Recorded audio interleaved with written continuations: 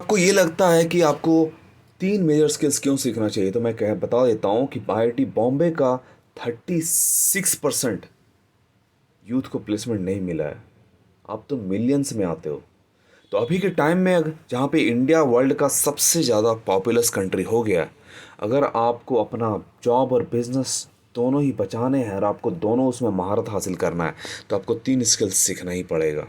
Free में सीखो या पेड सीखो, दोनों ही मेरे पास अवेलेबल है। क्योंकि मकसद बनिया की तरह धंधा करके रुपया कमाना नहीं है। मकसद है हर युवा को काबिल बनाना, ताकि चाहे आप जॉब करो या बिजनेस करो, आपको लोगों से कनेक्ट करना आना चाहिए, नेटवर्क बनाना आना चाहिए, उनसे बात करना आना चाहिए, और उसके लिए कम्युनिकेशन स्किल ज़रूरी है। आपको खुद को प्रेजेंट करना आना चाहिए, उसके लिए पब्लिक स्पीकिंग ज़रूरी है। आपको अपनी प्रोडक्ट सर्विसेज या खुद को सेल करना आना चाहिए, उसके लिए सेल्स मार्केटिंग नेगोशिएशन स्किल्स ज़रूरी है। ये सभी को सीखना चाहिए, चाहे आप आईआईटी से हो, एमआईटी से हो, आईआईएम से हो, कहीं से भी हो। Master them now. क्योंकि जब तक आप सीखोगे नहीं, तब तक आप रगड़ते रह जाओगे ज़िंदगी में। क्योंकि एमबीटीज का मकसद है 100 मिलियन यूथ को काबिल बनाना, और वो इंजीनियरिंग मैनेजमेंट की डिग्री से नहीं हो पाएगा। वो ये 3 मेजर स्किल्स हैं।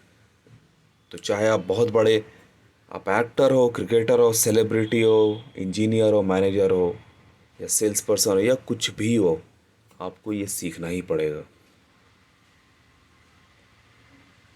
तो कम्युनिकेशन स्किल्स का हमारा ये थर्ड लेसन है। पर उससे पहले, speak effectively to influence people easily, learn at world class, speak at world class. Work for individuals, earn a survival. Work for people, earn your fortune. एक इंसान के लिए काम करोगे तो आपको सर्वाइवल मिलेगा, और अगर लोगों के लिए काम करोगे तो आपको फॉर्च्यून मिलेगा। याद रखिए इस बात को।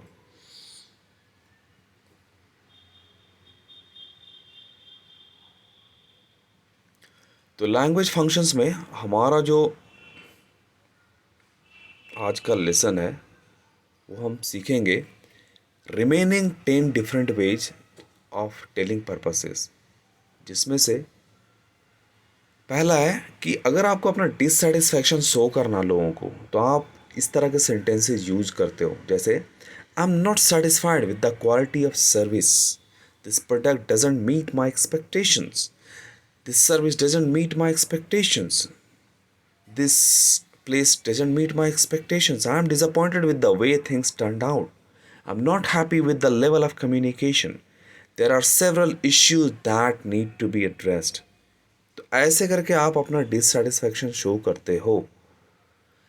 अग्रीइंग या डिसअग्रीइंग अगर दोनों दिखाने हैं पोलाइटली, तो आप बोलते हो I can see where you are coming from but I have a different perspective. तो इस तरीके से आप अपने सेंटेंसेस से अपना अग्रीइंग और डिसएग्रीइंग शो कर सकते हो।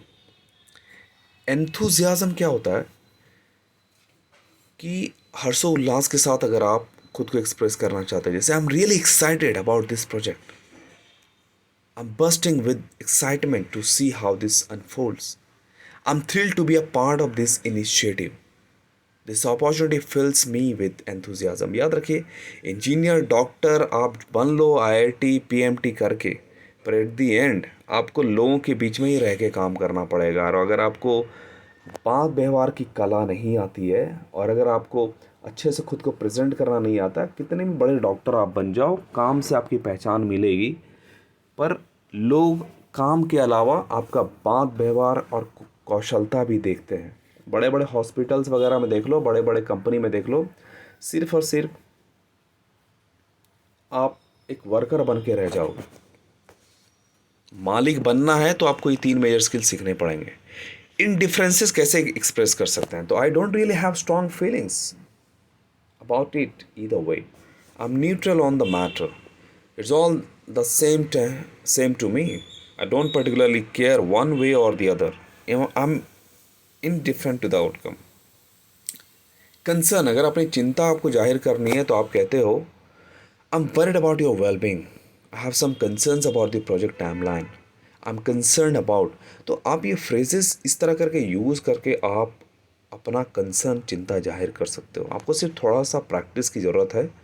इम्पेशेंट अगर आप हो रहे हो, अगर मान लो आपको धैर्य की कमी है आपके अंदर, तो कैसे आप अपने सेंटेंसेस बनाते हो? आई बोलते I can't wait any longer, let's get started, this is taking too long, we need to spend up the process.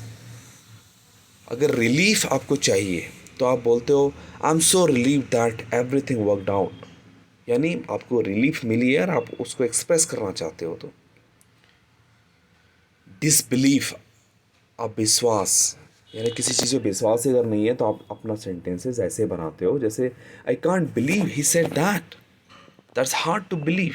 Curiosity, जिज्ञासा अगर आपको अपनी दिखानी हो तो आप कहते हो I wonder what happened to him, I am curious to know more about her background, what the story behind that. Indignation, indignation अगर आपको अपना शो करना हो तो इंडिग्नेशन का मतलब होता है कि मानसिक आघात, क्रोध। जैसे I can't believe they treated you like that, that's completely unacceptable. मतलब गुस्सा अगर आपको दिखाना हो तो अपना, मतलब अपने अंदर के एंगर को दिखाना, तो I am appalled by their behaviour, this situation calls for a serious response. तो इस तरीके से आप सिर्फ और सिर्फ थोड़ी बहुत प्रैक्टिस करके, याद रखिए आपको वर्ल्ड क्लास पे सीखने को मिलता है एमब्रिटिश के साथ, जहाँ पर एक चीज़ को आपको 30 अलग अलग स्टाइल में बोलना सिखाया जाता है। यहाँ पर आपने लैंग्वेज फंक्शन को 5 × 30 150 वेज में आपने सीखा है, जहाँ पे 30 अलग अलग तरह का लैंग्वेज फंक्शंस को हम लोगों ने सीखा है। तो ऐसे इस तरीके से आप थोड़ा बहुत प्रैक्टिस करते ही रहिए। याद रखिए अगर 1% भी अगर आपका रह जाता है, 1% नहीं 10%, मतलब 30 अगर आपने प्रैक्टिस किया है एक्सप्रेशन या फ्रेजेस पे और इसमें 3 भी रह जाता है तो आप बाकी लोगों से बेहतर आप हो जाते हो। तो हमारा मकसद है कि सभी को सिखाना।